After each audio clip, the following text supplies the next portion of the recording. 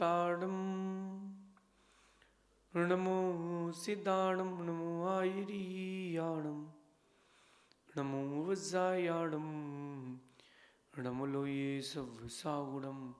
पंच परमिष्टि भगवंतों की, गणाचार्य भगवान विराग सागर जी महामुंडराज की, पट्टाचार्य भगवान गुरुवर विशुद्ध सागर जी महाराज की।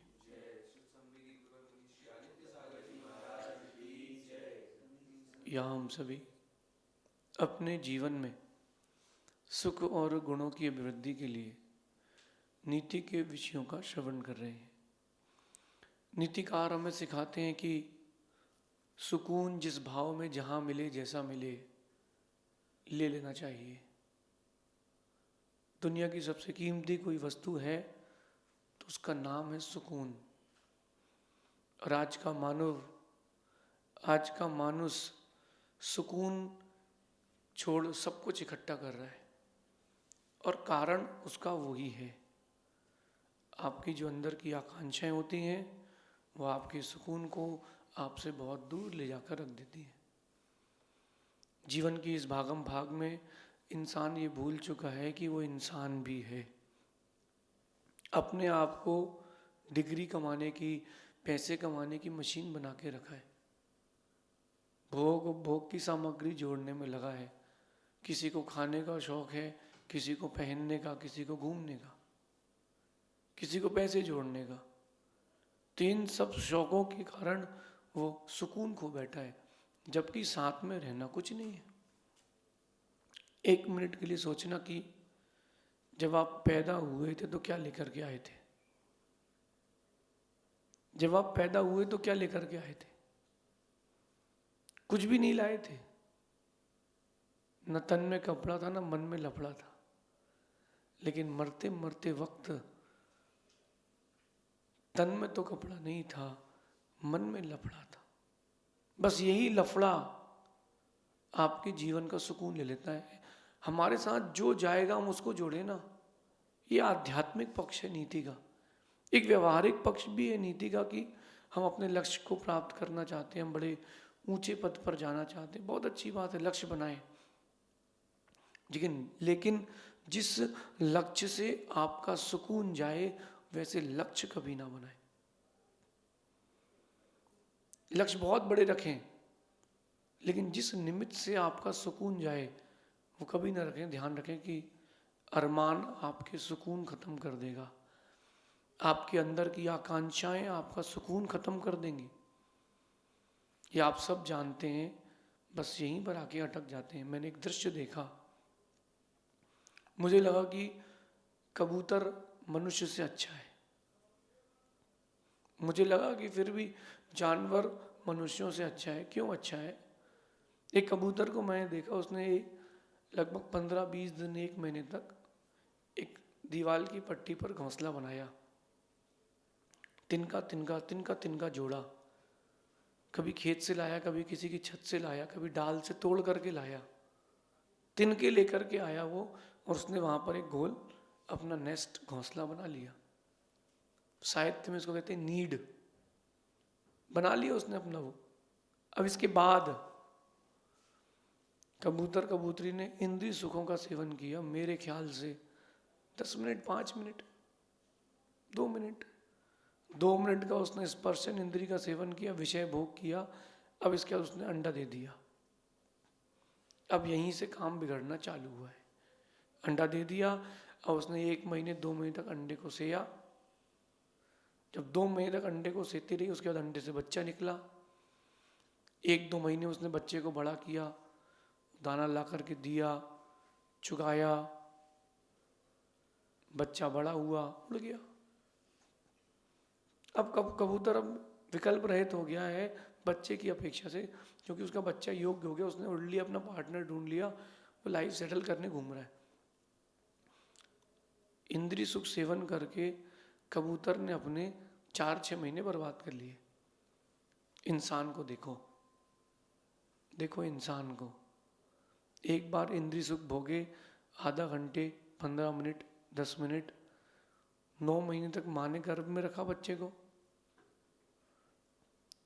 पैदा होते ही रुई जैसे रुई में पालते हैं, ऐसे संभाल संभाल के रखे। सबसे नाजुक बच्चा अगर किसी का होता है तो मनुष्य का, संभाल संभाल के बड़ा किया, उसको पढ़ाओ, उसको लिखाओ, उसको आगे सिखाओ, कैसे ABCD ई सिखाया माँ ने, 1+1=2, कैसे सिखाया। इसके बाद 30 साल का हुआ, उसकी शादी हुई, तब भी संभालो, क्योंकि उसके बच्चों का भी ठेका तुम्हारा है। एक अरमान पूरी जिंदगी का सुकून ले जा सकता है। इसलिए अरमान नहीं करें, आकांक्षाएं नहीं करें, लक्ष्य बड़े रखें। उन लक्ष्यों में अगर आपने अरमान को जोड़ लिया है, आपके सुकून चला जाएगा। और जिसके पास सुकून नहीं है, उसके पास सब कुछ होने पर भी कुछ नहीं है। आपके पास क्या है? आपके पास क्या है? लक्ष्य है? आपके पास जीवन में कोई लक्ष्य है कि नहीं है? लेकिन उस लक्ष्य के कारण सुकून नहीं जाना चाहिए। ये मैनेजमेंट है, यही मैनेजमेंट है। आज की नीति कह रही है कि सफर का आनंद तब आता है जब सामान कम होता है, और जीवन का आनंद तब आता है जब अरमान कम होता है। आप सफर में जाएं, जितनी कम चीजें रखेंगे उतना ज्यादा आनंद रहेगा, क्योंकि आप उन सब चीजों में उलझे नहीं रहेंगे। ऐसे ही आप जीवन के सफर में अगर आनंद लेना चाहते हैं तो अरमान कम रखें। जितनी कम इच्छाएं होंगी उतना अच्छा जीवन रहेगा। साधु लोग खुश क्यों हैं? साधु लोग खुश क्यों हैं? क्योंकि अरमान नहीं है। अगर साधु के अंदर भी अरमान आ जाए तो साधु का जीवन दुखमय हो जाएगा। जितना आप चाहेंगे दुनिया आपको उतना कम चाहेगी। मेरी इस बात को हृदय में रखना। जितना आप चीज़ों को चाहेंगे दुनिया आपको उतना कम चाहेगी। आप चीज़ों को जितना छोड़ेंगे दुनिया आपसे उतना जुड़ेगी। इतिहास गवाह है। राम के पास कुछ नहीं था, राम जंगल में थे, फिर भी वहाँ के लोग भी उनको चाहते थे। जितनी कम चीज़ें रहेंगी उतना आकर्षण रहेगा। राम भी उनसे आकर्षित होते थे जिनके पास कुछ नहीं होता था।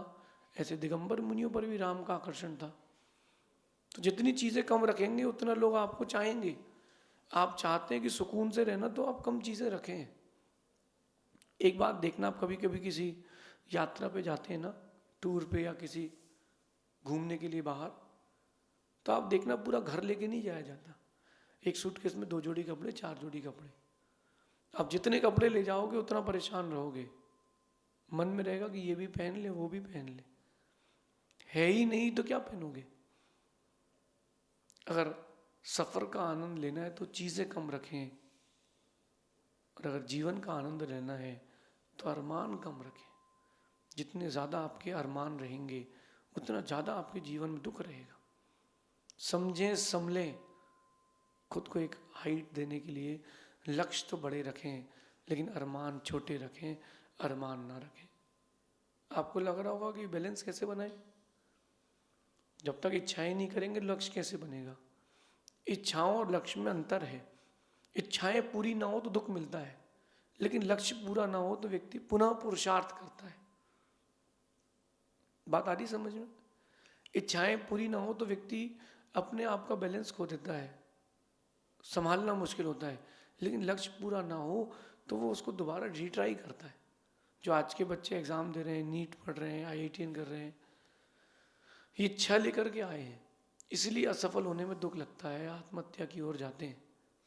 अगर ये लक्ष्य बनाए कि मुझे एक अपने आप को प्रूव करना है, मुझे एक अच्छा एक पढ़ा लिखा व्यक्ति बनना है, तो कहीं ना कहीं वो व्यक्ति फिर अपने लक्ष्य की ओर जाएगा, इच्छाओं की ओर नहीं जाएगा। इस जीवन में लक्ष्य बड़े रखें, लक्ष्य ऊंचे रखें, मगर अरमान और आकांक्षाएं कभी ना रखें। सीता को पता था कि सोने का हिरण नहीं होता। सीता की सोने के हिरण की इच्छा के पीछे इतना बड़ा युद्ध हो गया। सीता जी को, राम को भी पता था कि सोने का मृग नहीं होता, ये इच्छाएं गलत थी। रावण को पता था कि सती ये किसी की नहीं होगी, इच्छा थी रावण की, उसका अरमान था, उसका अरमान सब ले डूबा। उसका वो अरमान सब ले डूबा। आप अपने अंदर अरमान रखते हो कि नहीं? सोचना, विचार करना, बताना। मुझे पैसा कमाना है, मुझे बहुत बड़ा आदमी बनना है। बन जाओ, आखिरी में क्या होगा? जैसे आए थे वैसे ही जाना है। बिना दांत के आए थे, बिना दांत के जाना है। किसी को पहचानते नहीं थे शुरू में, आखिरी में भी किसी को नहीं पहचानोगे। सेम सेम सिचुएशन है, सिचुएशन सेम है।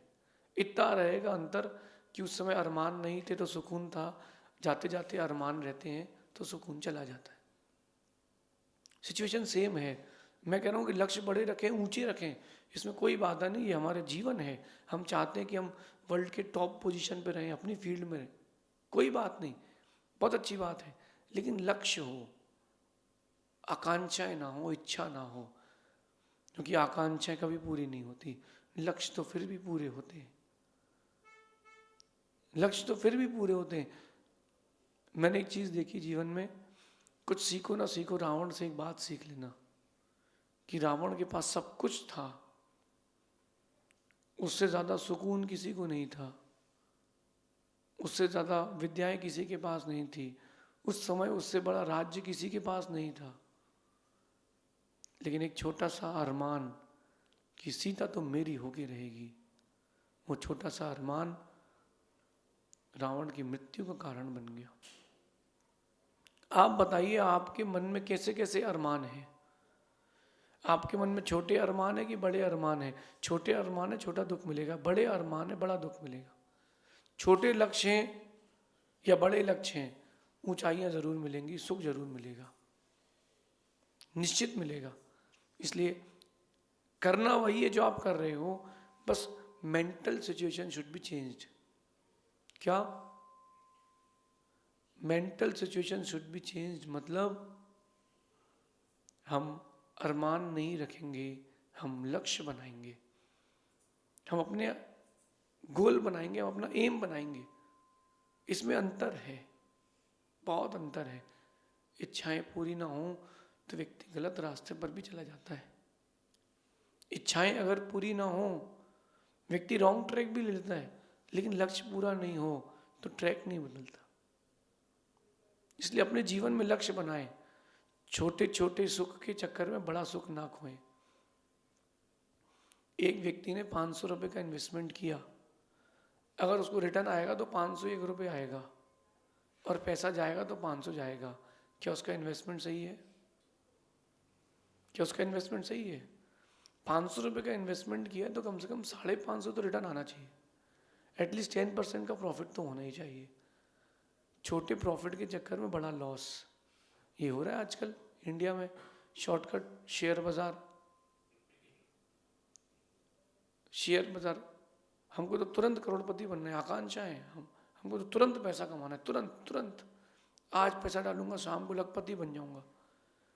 ये छोटा सा अरमान सब कुछ डुबा देगा। जुआ सट्टा चल रहा है, क्रिकेट चल रहा है, आईपीएल चल रहा है, आजकल तो हर गेम में जुआ है, वीडियो गेम में भी जुआ आ गया। हेलीकॉप्टर ऊपर गया तो इतने में प्रॉफिट, नीचे गया तो खत्म, और ऊपर जाता ही नहीं, नीचे गया आदमी खत्म। एक प्रॉपर्टी वाला कह रहा था, बोले महाराज जी मैं तो बहुत खुश हूँ। मैंने कहा क्यों? बोले वर्ल्ड कप आने वाला है। मैंने कहा क्या होगा? बोले देखो, जो जीतेगा वो प्रॉपर्टी खरीदेगा, और जो हारेगा वो बेचेगा, तो मेरे दोनों तरफ से फायदा है। ये शॉर्टकट जो लगाने की सिस्टम है ना, ये अरमान है। लक्ष्य लॉन्ग टर्म होता है, अरमान शॉर्ट टर्म होता है। अपने जीवन को लक्ष्य से जोड़ें, अरमान से ना जोड़ें। हनुमान के जीवन में लक्ष्य था कि राम की सेवा करना है, इसलिए हनुमान खुश थे, बिना तनख्वाह के। तन से सेवा करते थे, बिना तनख्वाह के, बड़े खुश थे। और जो बाकी जो सेवक थे राम के पास, वो जो सेवक थे राम के पास, वो कोई बताएगा उनके बारे में? उनको तो लगता था कि तनख्वाह लो और आगे बढ़ो। समझदार व्यक्ति अरमान नहीं करता। ऐसा करने से वो सेल्फ डिपेंडेंट होता है। मैं एक अरमान रखता हूँ कि मैं जहाँ बैठा हूँ वहाँ ये व्यवस्थाएं हो जाए, तो मुझे आप पर आश्रित होना पड़ेगा कि भाई अब यहाँ पर ऐसा करो और वैसा करो। अभी तो मैं कहीं भी बैठा हूँ, कोई दिक्कत ही नहीं है। अरमान, आकांक्षाएं, इच्छाएं, चाहत आपका ग्राफ गिराएगी। एक छोटी सी बात देखना, घर में पति पत्नी का झगड़ा चल रहा है, ध्यान से देखना किस बात पर चल रहा है। पति कह रहा है कि खाना तुमने अच्छा नहीं बनाया, पत्नी कह रही कि हर दिन यही बनाती हूँ, नहीं आज अच्छा नहीं बना है। पति की एक्सपेक्टेशन ज़्यादा थी कि ये कुछ और भी दे, कुछ और भी बना करके दे। पति की जो एक्सपेक्टेशन थी, जो अरमान थे, वो उसको दुखी कर गए। फिर होता है झगड़ा, फिर ख़त्म होती है प्रीति, वहीं से सब गड़बड़ होता है। आज इंडिया में पहले की अपेक्षा से कई ज़्यादा गुना डिवोर्स रेट बढ़ गया है। मुझे नहीं लगता कि इंडिया में 50 साल पहले ऐसे तलाक होते होंगे। ये भारतीय सभ्यता का शब्द ही नहीं है तलाक और डिवोर्स, कि नहीं हो रहा एडजस्ट तो अलग अलग हो जाओ, ये तो अपने पास था ही नहीं। निभाओ, तुमको निभा के रहना पड़ेगा, ये इंडियन कल्चर था।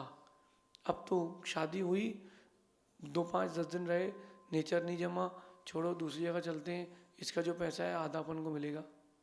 बिजनेस बना लिया है, पैसा मिले ना मिले अलग हो जाओ, हमें ही रहना, इसके साथ दूसरी शादी कर लेंगे, क्योंकि किसी न किसी के पास कोई ना कोई ऑप्शन है। अगर वो ऑप्शन ही नहीं होगा तो व्यक्ति फिर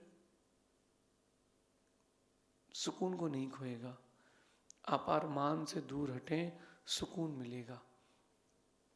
ये मैं जानता हूं कि मैं जो कह रहा हूं वो आप जानते हो, लेकिन मैं ये भी जानता हूं कि जो मैं कह रहा हूं उसको आप नहीं मानते हो,